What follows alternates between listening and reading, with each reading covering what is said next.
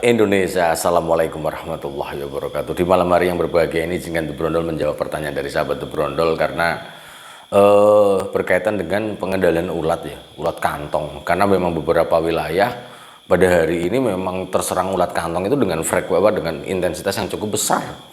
Karena bahwa ulat kantong sendiri itu akan berpengaruh terhadap produksi, karena bahwa sekali lagi yang namanya ulat itu kalau di dalam perusahaan dikenal namanya ulat pemakan daun kelapa sawit atau UPDKS ini sangat menjadi fokus untuk dikendalikan, karena bahwa ketika ulat ini ada maka ulat ini akan merusak daun, padahal kerusakan daun ini akan sangat berpengaruh terhadap produksi, dimana bahwa seandainya ini ya, kita akan lihat dari data ya, jika kerusakan 12%, maka di tahun pertama akan turun 5%. Kemudian tahun yang kedua adalah akan turun 11%. Ini hanya 12% dari kerusakan daun yang ada. Kemudian ketika kerusakan itu sampai 25%, maka di tahun pertama itu akan mengalami pengurangan produksi 8%, dan tahun kedua itu akan mengalami pengurangan produksi sampai 29%. Kemudian di 50%, artinya bahwa jumlah pelepah yang sudah berkurang 50% ini di tahun pertama akan mengalami pengurangan produksi sampai 40%, dan tahun kedua adalah 78%. Bagaimana ketika kita menjadi petani kelapa sawit ini berubah menjadi juragan sapu lidi yang pelepahnya habis sampai 100%. Di tahun pertama saja akan mengalami pengurangan produksi, akan turun produksinya sampai 70%. Di tahun kedua akan menjadi 93%. Ini bisa jadi akan menjadikan kita dari petani kelapa sawit menjadi juragan sapu lidi, karena tidak menghasilkan produksi dan kita hanya menghasilkan lidi saja. Nah, bicara tentang ulat kantong ini jenisnya banyak sekali ya. Namun di dalam perkebunan kelapa sawit yang utama itu yang namanya ulat kantong itu ada 3 spesies yang ada. Yang pertama adalah Pteroma pendula, seperti ini video gambarnya. Kemudian yang kedua adalah Metisa plana, gambarnya seperti ini nih. Oke. Kemudian yang ketiga adalah Mahasina corbeti yang gambarnya seperti ini. Di mana bahwa ketiga ulat kantong ini memiliki karakteristik yang masing-masing. Sekali lagi karakteristik masing-masing. Karena bahwa ulat kantong tidak seperti ulat api yang kena disemprot pakai insektisida gampang mati. Pakai lambda-cyhalothrin atau bahan aktif yang banyak itu jenisnya akan mudah mati. Tapi ulat kantong tidak bisa, karena ulat kantong sendiri adalah ulat yang bersembunyi di balik kantong. Sehingga ketika mau mengendalikan kita harus paham dulu karakteristiknya. Kalau disemprotkan di kantong ya wassalamualaikum, tidak akan pernah mati ulatnya. Dimana bahwa 3 ulat ini yang paling mengerikan itu adalah Mahasina corbeti yang ukurannya paling besar. Dia bisa memakan daun kelapa sawit adalah 400 cm persegi per ekornya. Luar biasa besar. Sehingga kalau ada serangan seperti video yang ada di depan, maka Bapak Ibu semuanya harus segera mengendalikannya. Lah, bagaimana mengendalikannya? Ini sangat berbeda pada tanaman belum menghasilkan, kemudian tanaman yang belum menghasilkan, kemudian tanaman di bawah 5 tahun, termasuk tanaman belum menghasilkan, dan juga tanaman yang sudah di atas 5 tahun. Karena bahwa 0 sampai 5 tahun ini pengendaliannya tetap disemprot. Karena bahwa ketika mau diterang injection atau disuntik dengan sistemik, bahan aktif insektisida sistemik, maka biasanya batangnya belum mampu. Sehingga bisa dikendalikan hanya dengan menggunakan semprot. Mungkin kalau di tanaman belum menghasilkan, kita akan menyemprot biasanya menggunakan knapsack sprayer mungkin masih terjangkau. Tapi pada tanaman yang sudah TM3, TBM3, kemudian TM1, TM2, biasanya sudah tidak tersampai lagi. Pucuk stick knapsack sprayer mencapai sana itu tidak bisa lagi. Maka biasanya kita menggunakan mist blower ya, yang bisa menyemprot sampai atas. Di tanaman di usia 5 tahun ke atas baru yang paling efektif adalah menggunakan terang injection atau dilakukan dengan cara injeksi batang. Dimana bahwa bahan aktif yang digunakan untuk mengendalikan ulat kantong ini biasanya adalah bahan aktifnya adalah asepat. Kalau merek dagangnya mungkin banyak banget ya di pasaran. Tapi adalah menggunakan bahan aktif asepat, dimana bahwa asepat ini nanti akan terserap ke dalam jaringan tanaman.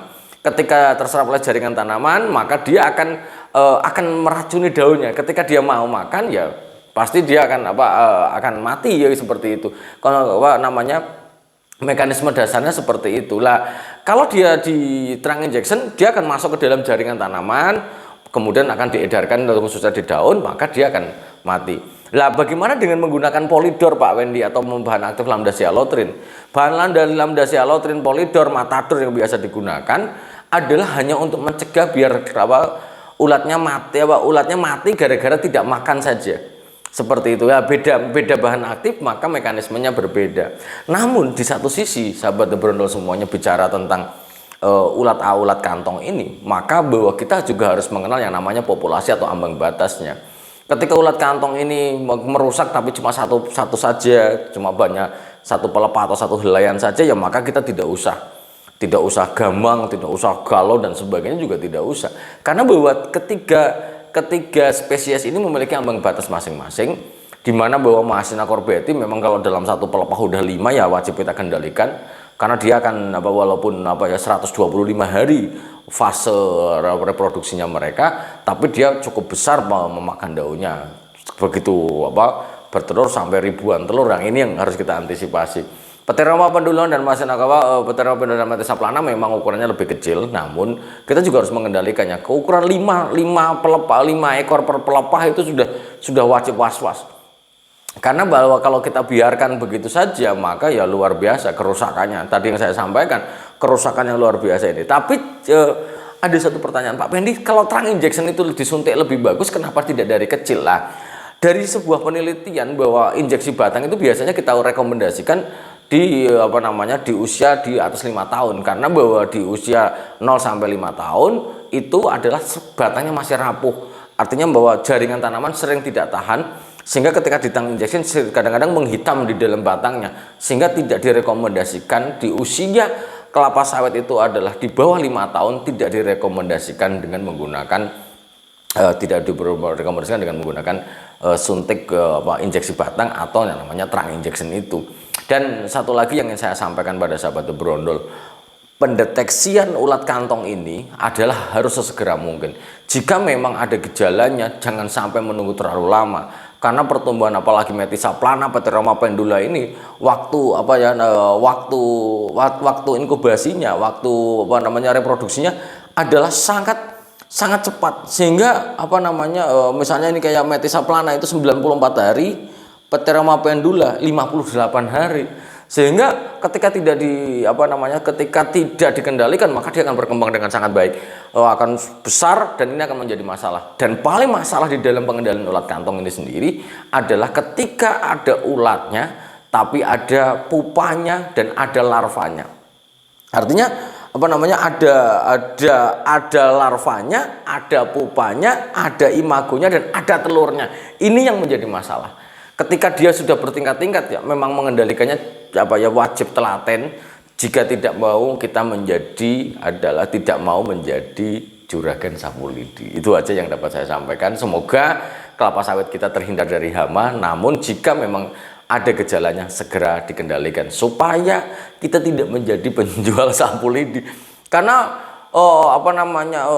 sebuah mimpi buruk di dalam pikiran The Brondol adalah ketika ini menyerang dalam jumlah yang banyak, karena ini akan sangat luar biasa kerusakannya dan berpengaruh terhadap kondisi daun dan kondisi pendapatan kita di waktu yang akan datang. Itu harus lah. Bagaimana Pak Pendi kalau di fogging? Sampai dengan hari ini fogging kalau untuk melekat cukup lama juga akan sangat susah, maka menggunakan mist blower lah yang menjadi masalah. Sebenarnya fogging dengan menggunakan campuran bahan-bahan tertentu yang bisa melekat pada daun ya mungkin masih bisa.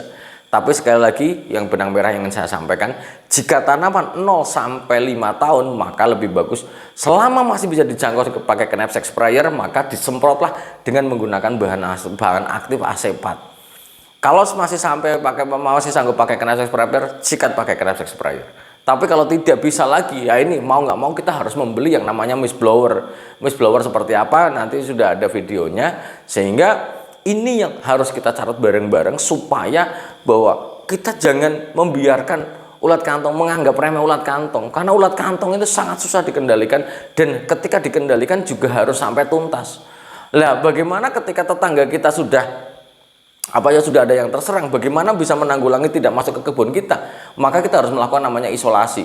Sehingga kalau misalnya ini kebun sudah terserang, tetangga kita sudah terserang, maka kita harus mengisolasi minimal 5 pokok dari jalan harus kita semprot seterusnya, Mas. Jangan supaya dia yang mana namanya ulat tidak melompat ke kebun kita. Karena biasanya akan migrasi. Apalagi tanaman kita adalah tanaman yang secara pemupukannya baik, warna hijau, itu biasanya dia akan mudah melompat dan akan pindah ke tempat kita. Maka sebelum melompat maka harus kita isolasi dulu dengan menggunakan, bisa kita semprotkan polidor dengan perekat ataupun misalnya campur sunlight dulu supaya dia merekat cukup panjang sehingga dia ketika mau melompat tidak sanggup memakan daunnya, seperti itu. Dan kita akan terhindar dari serangan ulat kantong dari tetangga kita itu sendiri.